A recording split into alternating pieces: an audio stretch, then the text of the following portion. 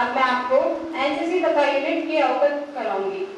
AIIMS of NCC to develop character, discipline, secular outlook, spirit of adventure and ideals of selfless service among its nation, to create a human resource pool of organized, trained and motivated youth to provide leadership in all the walks of life and always available for the service of the nation, to provide a suitable environment to motivate youth to take up career in armed force, to develop leadership, character qualities and nurture social integration and coherence through multifaceted programs conducted in military environment.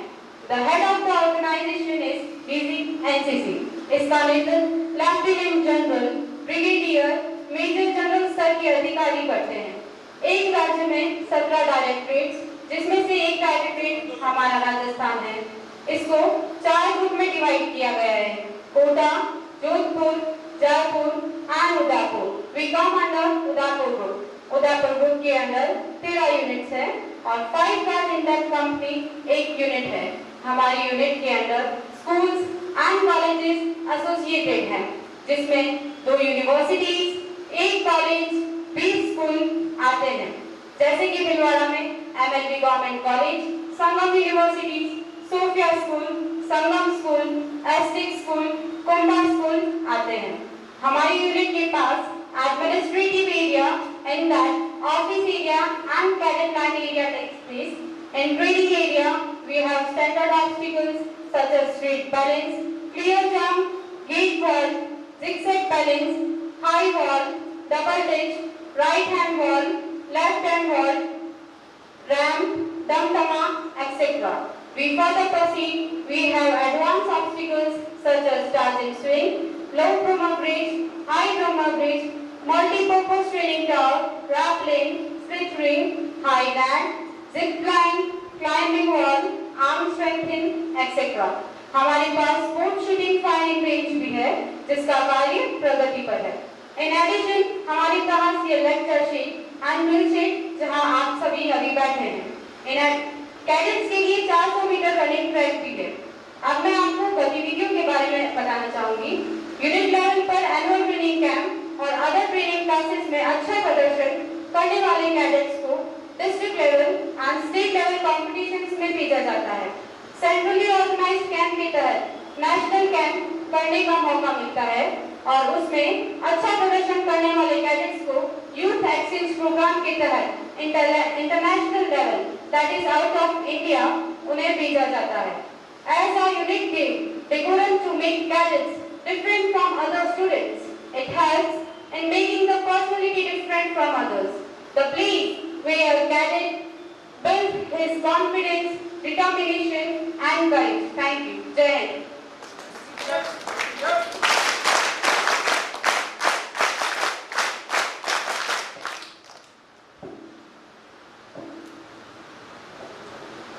Thank you, Sangeeta. Thank you so much. Now, I would like to call upon Pearl once more on the stage. And Priyanka, please come to the stage.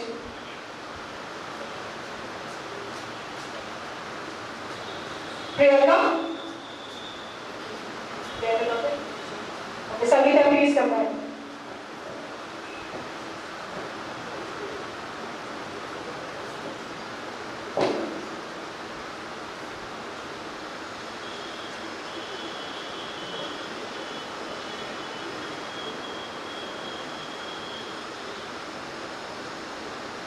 Thank you. Please.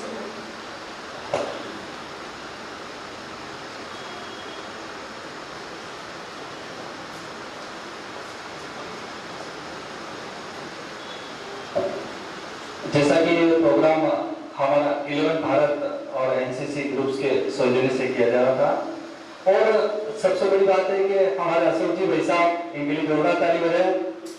दिन भर ये सेवा में तत्पर रहते हैं, गाँव की सेवा करते हैं और हमारे माननीय अशोक जी भाई साहब के निवेदन है इन बच्चों का हिस्सा बनाने के लिए आप लोग सब करेंगे सर। और 11 भारत चैनल के माध्यम से प्रोग्राम किया जा रहा है भाई साहब अशोक जी। माँ भारती को नमन, सम्मानित मंच, राजीव सभी, आप सभी को नमन, सभी को बहुत बहुत प्यार, शुभकामनाएं। हमेशा आपके ग्राउंड से बाहर निकलना रहता था, पर भीतर कभी नहीं आया एनसीसी ग्राउंड। आज कर्नल साहब का फोन था तो आना हुआ, अच्छा लगा। पूरे सुंदर स्थिति एनसीसी देख के, आप सभी के दर्शन करके भी बहुत अच्छा लगा। आपने कहा बच्चों को कुछ कहिएगा, मेरा कहने का तो थोड़ा इतना नहीं बन पाता, फिर भी मैंने जो जाना वो आपको बताऊंगा कि आप कभी भी कुछ भी कार्य करें तो उसको प्रेजेंट में रह के, वर्तमान में रह के और पूरा फोकस करके करें, पूरी लगन के साथ कोई भी काम कर रहे हैं। आपने सुना होगा, आपका ध्यान भी इधर उधर है, पूरा फोकस 90 डिग्री में आप बैठिएगा, रीढ़ की हड्डी सीधी करते हुए भी। और आपने पांडवों और कौरवों के गुरु थे द्रोणाचार्य। जब उनकी पूरी उन्होंने शिक्षा दे दी, शिक्षा के बाद जब उनकी विदाई होने लगी तो उन्होंने परीक्षा लेते थे बीच बीच में, तो सभी बच्चों को इकट्ठा किया, परीक्षा के लिए तैयार किया। तो सबको तीर कमान हाथ में देके चिड़िया जो एक जगह फोकस करके उसको रखा था चिड़िया को, क्योंकि बोला उसको निशाना साधना है। तो आप क्या देखते हैं, सब में अलग अलग क्वेश्चन बताए। कभी किसी ने उनकी वृक्ष को बताया, कभी डाली को बताया, किसी ने टहनी को बताया। अर्जुन का नंबर आया तो उन्होंने बोला मैं चिड़िया की आंख को देख रहा हूँ, तो देखना ही वही था।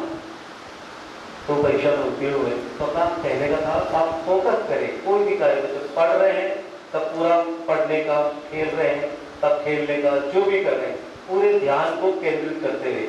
आपने अपने सर थॉमस एल्वा एडिसन बहुत बड़े वैज्ञानिक हुए, उनका नाम सुना होगा। उन्होंने सबसे ज्यादा आविष्कार किए, 1000 आविष्कार किए आज तक के इतिहास में, सबसे ज्यादा आविष्कार उन्होंने ही किए। और उनकी बचपन की घटना है कि उनको स्कूल से बाहर कर दिया गया। प्रिंसिपल ने कहा, उनकी माँ को बुला के बोला कि आपका बच्चा पढ़ने में मन चुकती है। माँ ने कहा कोई बात नहीं बेटा, हम आपको पढ़ाएंगे। और ऐसा कह के उनको माँ ने अपने बच्चे के सामने ऐसा नहीं रियलाइज किया कि आप कमजोर हैं, बोला आप ज्यादा प्रतिभाशाली है, मैं आपको पढ़ाऊंगी। और उन्होंने अपनी मेहनत के साथ उनका पूरा ध्यान देके इतनी अच्छी पढ़ाई की कि सबसे बड़े वैज्ञानिक हुए। तो अभी आप कोई भी कार्य करें, कोई असंभव नहीं है, हर चीज का संभव है। आपका एक विश्वास हो, कॉन्फिडेंस हो, जो भी कर रहे हैं। कभी आपने सुना होगा कि मन के जीते जीत है और मन के हारे हार है। अगर अपने एक सोच में ही जीत को बना लेंगे तो वहां पहुंच जाएंगे अपने लक्ष्य को निर्धारित करते हुए। और मन में सोच लेंगे यार कैसे संभव है, तो नहीं पहुंच पाएंगे। आपके सामने अपने भारतीय अभी वर्तमान के प्रधानमंत्री है, उनका सबसे बड़ा एक देखने को मिलता है, दर्शन को मिलता है कि ऐसे व्यक्ति जिन्होंने कहां से अपनी कहानी शुरू की, एक साधारण व्यक्तित्व, चाय बेचने वाले, और भारत के प्रधानमंत्री भी है। पूरे विश्व में उन्होंने अपना एक भारत का गौरव को बढ़ाया है। उनका अपना अलग ही अंदाज है, अलग ही शैली है। तो आप सभी से यही कह रहे हैं, जहां पर भी जिस काम को करें पूरे ध्यान से करें, मन से करें, और माता पिता की चरण छुए, अच्छे दोस्त बनाएं, जब भी समय मिले तो अच्छी बुक्स पढ़े। आज आपका टीवी चैनल 24 का भी सभी सदस्यों को, रवि जी और उनके सभी मित्रों को बहुत बहुत बधाई और शुभकामना। आपके कर्नल का आपको मीटिंग मुझे बहुत अच्छा लगता है, दूसरी तीसरी बारी मिलना हुआ इनसे। मतलब एक पॉजिटिव सोच के साथ भी एक्टिव है, उनकी उपस्थिति इतनी अच्छी है, उनके सार्थक का सौभाग्य है। सभी को शुभकामना, मंगल कामना, धन्यवाद, जय हिंद।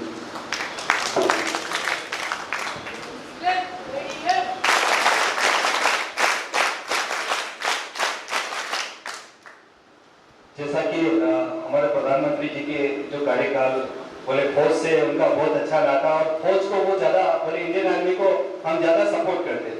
तो निजी जिंदगी में हमें अनुशासन भी होना चाहिए, फौज भी हमें डिसिप्लिन सिखाती है। And anti corruption, anti corruption जो डिपार्टमेंट है वो अपने आप में ही है। क्यों हम करप्शन को बढ़ावा दें, करप्शन हर जगह हो रहा है, लेकिन उसको बढ़ावा देने के लिए रोकना चाहिए। तो शुरुआत हम ही रोके, हम किसी चीज को रिश्वत देंगे नहीं तो रिश्वत कोई लेगा, तो हम अपने आप में मजबूत करें। हमारे माननीय डीवाईएसपी साहब ब्रजराज सिंह जी, आप बच्चों को जागरूक करेंगे। 1064 मेंबर्स है और किस तरह से एंटी करप्शन ग्रुप काम करता है, क्लियर सर करें। एक बार जोरदार ताली बजाएं सर के लिए। एक बार सभी भारत माता की जय घोष करेंगे मेरे साथ। सभी तैयार हैं? भारत माता की जय। बहुत सुंदर। आज जैसा कि हम सभी देख रहे हैं, एक किसी योजक कड़ी के रूप में आज हम सभी एक साथ बैठ पाए हैं। इसके सूत्रधार हैं आदरणीय श्री व्यास जी, जिनके नए टीवी चैनल की शुरुआत के उपलक्ष्य में इन्होंने अपनी सामाजिक और राष्ट्रीय भावना के अनुरूप कुछ विभाग अपने भाषण की शुरुआत में श्री अशोक जी समाज सेवी ने कहा कि कई बार इस रास्ते से निकलने का मौका मिला, बट आपके इस परिसर के भीतर आना नहीं हुआ। तो इसी क्रम में मैं भी आपके सामने मेरा खुद का मंतव्य स्पष्ट करता हूँ। मैं जब 11th में पढ़ता था, जब 10th में था, तब मेरे भाई साहब जो थे वो एनसीसी में थे और मुझे इसलिए रिजेक्ट कर दिया था कि मेरी पर्सनैलिटी बिल्कुल वैसे यूं ठिंगना भी था मैं उस समय और एक बीमार सा रहता था। हो सकता है कोई पीलिया वगैरह होगा मुझे, तो मेरी पर्सनैलिटी को देखते हुए मुझे रिजेक्ट किया। तो मुझे बड़ा अफसोस हुआ, क्योंकि वो भाई साहब जो है, एक वो डेमो जो आपकी आती है ना, उससे परेड करते थे, उनकी एक अलग ड्रेस होती थी। स्कूल के समय के बाद में वो लोग रुकते थे और जो इंस्ट्रक्टर होते थे उनसे परेड कराते थे, अच्छी एक्टिविटी में वो भाग लेते थे। तो बाहर बैठा बैठा मुझे लगता था कि यार काश मैं भी एनसीसी में होता तो मुझे भी अच्छा लगता। बट समय को यह था कि अगर तू निष्ठावान है, परिश्रमी है और चाहता है, तो तुझे वो वांछित मुकाम, तेरी जो चाहत का जो मुकाम है वो जरूर मिलेगा। तो बेटा मैं सतत रूप से जो मेरा कार्य था अध्ययन करता रहा और अध्ययन का यही परिणाम निकला कि मैं राजस्थान प्रशासनिक सेवा परीक्षा में अपीयर हुआ और मेरा सिलेक्शन राजस्थान पुलिस सेवा के लिए हुआ। तो अल्टीमेटली जो काम मैं 11th 12th में नहीं कर पाया, आप जैसे ये वसी करके जो बैठे ना सामने बच्चे, तो वैसा मेरा भी ख्वाब था, पर भगवान ने अल्टीमेटली लेटर ऑन मुझे वो दे दिया। तो वो क्यों दिया, क्या ऐसी परिस्थिति थी, क्या मैंने मन में ठाना।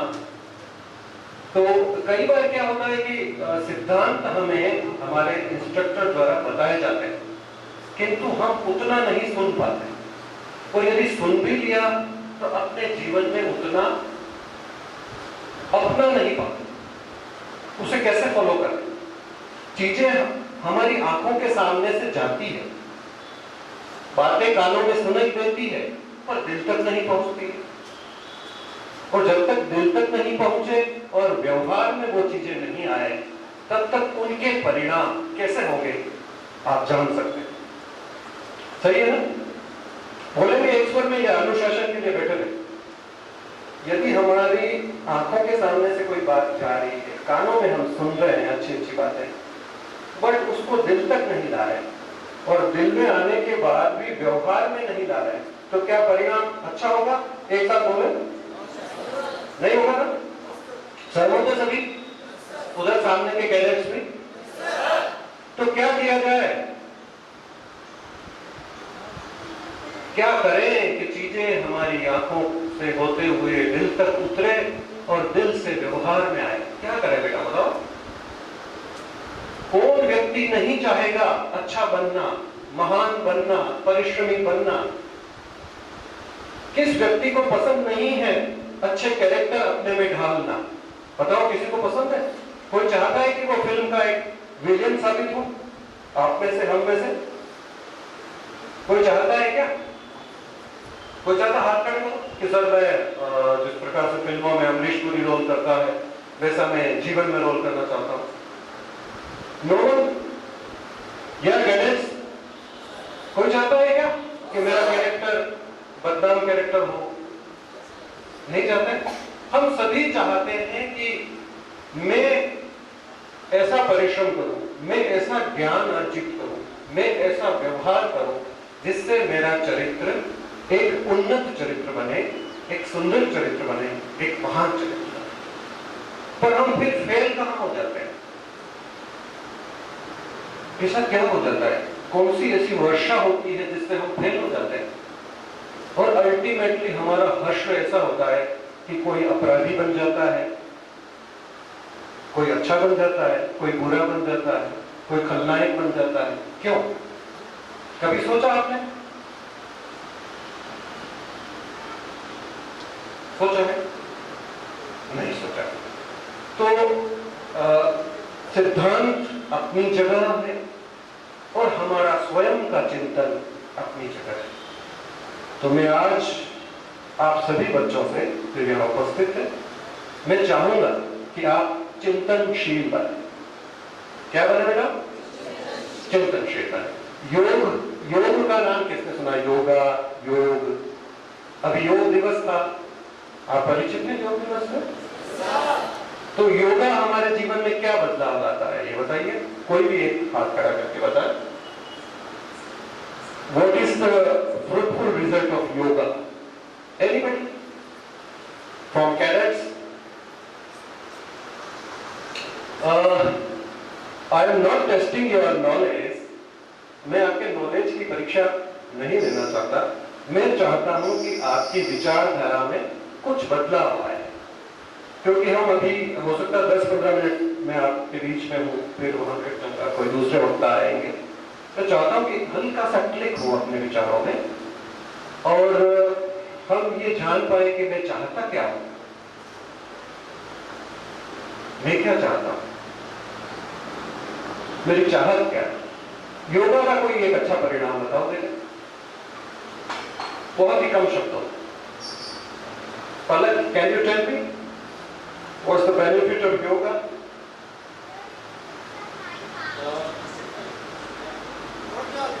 देखो अभी हमारे पलक के विचार सुनते हैं, ठीक है? तो जैसा पलक अभी अपना विचार प्रकट करेगी, क्या हम भी वैसे विचार प्रकट कर सकते हैं या वैसा सोचना प्रारंभ कर सकते हैं? पलक क्या कहती है? अपने जिज्ञासा से इसको सुनते हैं। पलक के क्या आंसर है?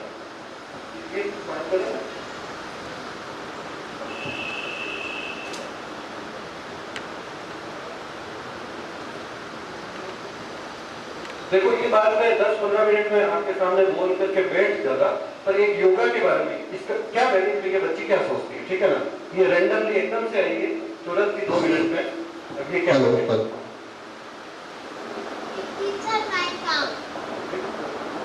देखो it keeps our mind calm and it helps also to be calm and do not be angry. Okay, thank you. आप जो जिस प्रकार से ताली बजाते हैं, एक बार बजाइए इसके लिए।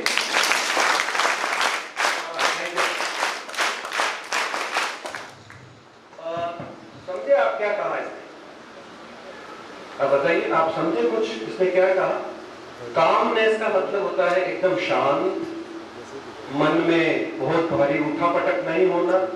कुछ जैसे पानी भरा रहता है ना, झील का पानी भरा रहता है, वैसे हमारा मन रहता है। और योग दर्शन में तो ये कहा है कि योग कर्मेषु कौशला। एक ही लाइन में, जैसे हमारी संस्कृत इतनी महान है, ऐसे छोटी छोटी बातें ऐसी कहती है संस्कृत कि योग कर्मेषु कौशलम का मतलब हुआ, यदि हम नियमित रूप से योगाभ्यास करेंगे तो हमारी जो जड़मति है ना, जैसे हम बैठे रहते हैं, बोलने वाले बोल के चले जाते हैं, हम सुनते रहते हैं, फिर उठ करके हमारी क्लासों में चले जाते हैं, day to day routine complete करते हैं और परिणाम आता है 0। At last we are 0, nothing changing. हमारे अंदर कुछ भी बदलाव नहीं आता है। तो फिर इतनी सारी कवायद करने के पीछे क्या मंतव्य है हमारा? हम इतनी अच्छी ड्रेस पहने, कितनी अच्छी अच्छी बुक्स पढ़े, फिर भी अंतोगत्वा रिजल्ट 0 रहे, तो क्या मतलब? तो इसलिए हमारे जो दर्शन है, हमारा जो भारतीय दर्शन है, उसने एक बहुत अच्छा दर्शन दिया है आज से 2500 साल पहले। कितने हजार साल पहले? मन में भीतर घुसाना इस बात को है ना। 2500 साल पहले पतंजलि ने एक योग दर्शन करके दिया था। पुष्यमित्र शुंग का शासन था ईसा के, जब ईसा जो 20वीं सदी जो प्रारंभ हुई थी ना, उसी दौरान की बात है। भारत के प्रसिद्ध ऋषि थे पतंजलि, उन्होंने योग दर्शन किया था और उस योग दर्शन की ऐसी परिपाटी थी जिसे यदि रेगुलर करते हैं तो हमारी बुद्धि चित्त वो निर्मल होता है और हमें दिव्य आभास होने लगता है। जो हम कानों से सुनते हैं वो हमारे हृदय तक जाता है और जो हृदय तक जाता है वो व्यवहार में बदलाव लाता है। तो मैं यहाँ उपस्थित मुझे लगता है कि 100-200 बच्चे होंगे, 150 बच्चे तो होंगे ही सही। तो बेटा आप रेगुलरली या जब भी समय मिले आप योग दर्शन को एक बार पढ़ना और पढ़ करके उसकी क्या क्या क्रियाकलाप है, उसकी क्या विधियां हैं, उसे अपना करके अपने मन, अपने चित्त, अपनी आत्मा और अपने व्यवहार में कोई चीजें आ सके उसके प्रयास करोगे। एक बहुत छोटी सी बात कही है मैंने आपको। आया तो मैं वैसे भ्रष्टाचार निरोधक ब्यूरो की कार्य प्रणाली बताने के लिए, किंतु कोई सा भी कानून हो, कोई सा भी सिद्धांत हो, तब तक काम नहीं कर सकता जब हम सचेतन होकर के, आत्मिक व्यक्ति होकर के, भावनात्मक व्यक्ति होकर के उस काम को करें। वरना चीजें आएगी चली जाएगी। जिस प्रकार से ये बादल आते हैं और बिना बरसे चले जाते हैं, उसी प्रकार से कोई ज्ञान आएगा, बहुत सारे इंस्ट्रक्टर आएंगे, भाषण देने वाले आएंगे, माता पिता कहते रह जाएंगे, पर हमारे भीतर कोई बदलाव नहीं आएगा। बदलाव कहां से होता है? स्वयं से। ये संकल्प तो होना ही चाहिए ना। मैं कोई आपको बहुत बड़ी किताबें नहीं पढ़ा रहा हूं, मैं ये कह रहा हूं कि बदलाव आएगा तो कहां से आएगा बेटा? स्वयं से। जब स्वयं को जागृत करेंगे तो ऐसा लगेगा जैसे पूरी दुनिया जागृत हो गई। तो एक चीज तो ये है कि बच्चों को इसकी क्या बात बताई जाए जिससे बच्चों का भविष्य सुखद हो। एक तो आप प्रातः काल जल्दी उठ करके योगाभ्यास इत्यादि करेंगे और फिर उसके बाद चिंतन करें, अलग अलग विषयों पर अपनी खुद की सोच बनाएं। ऐसे एकदम से पत्थर जैसी सोच नहीं होनी चाहिए कि जैसे कोई पूछे और जैसे पत्थर पे पटक दिया, आप पता है क्या कुछ आता ही नहीं।